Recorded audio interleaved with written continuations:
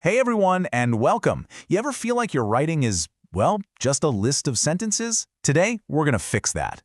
We're diving into the world of connectives, the secret sauce to making your writing really flow. Let's get into it. All right, so first up, let's meet Sam. He's a smart guy, he's studying for his exams, but his writing is, well, it's a little choppy. See what I mean? Sam likes cricket. He enjoys football. All the ideas are there, but they feel kind of disconnected, like they're just separate little islands of thought. So that brings us to the big question, right? How do we build some bridges between those ideas? How do we help Sam make his writing sound less like a shopping list and more like a smooth, flowing story? And this, my friends, is Sam's writing challenge. See, the problem isn't what he's saying. It's all about how he's connecting those thoughts. And the answer? Well, it's connectives. You can think of them like the glue, or maybe the nuts and bolts that hold your ideas together. And they're so important because they do two things. They build cohesion, that's the smoothness, and coherence, which is all about making sure your writing actually makes logical sense. So, time for our first power-up, adding ideas. So, addition connectives. These are basically your go-to words when you want to say, hey, and here's another thing.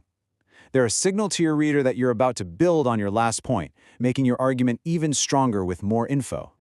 Just look at the difference here. It's an instant transformation, right? The before version is, just a list. But the after? With words like moreover and in addition, it just sounds so much smarter, so much more professional. Okay, so Sam's toolkit is already getting bigger. He's got moreover, furthermore, in addition, even that cool combo not only, but also. These are all fantastic ways to pile on more detail. And hey, it's not just Sam, right? His friend Aisha, for example, she could just say she loves reading and writing. But if she says Aisha loves reading, furthermore, she enjoys writing stories, wow, it just connects those two passions with so much more punch. You can really see how these words add a bit of weight and class to the writing. Okay, your turn. Let's help Sam out here. We've got two great things about Sam. He studies well, and he helps his friends.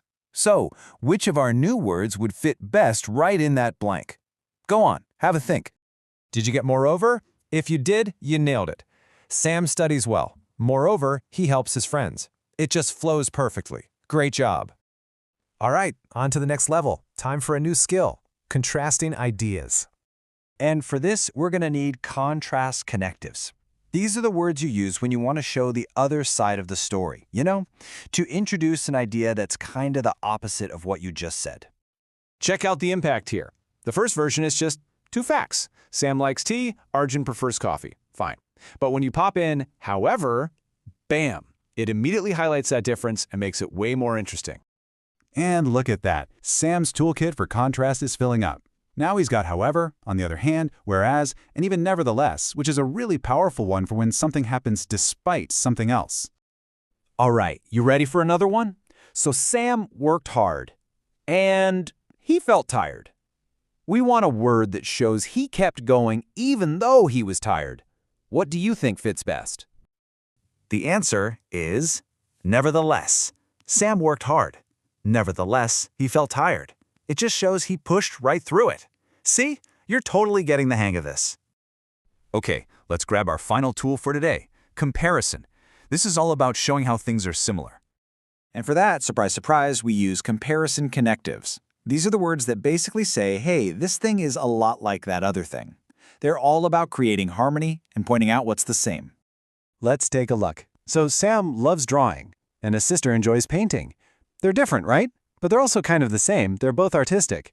That word, similarly, is the perfect bridge to connect those two ideas and show what they have in common. All right, last one for today. We've got two sentences here that are basically saying the same thing, just about different lessons. So which word is going to link them up and show that similarity? And the answer is likewise. Perfect. The first lesson was easy. Likewise, the second was simple too. It sounds so much better than just repeating yourself, right? Fantastic work. And so, here we are, writing transformed. Sam isn't just listing random facts anymore. He's actually building connections. His writing finally has that flow.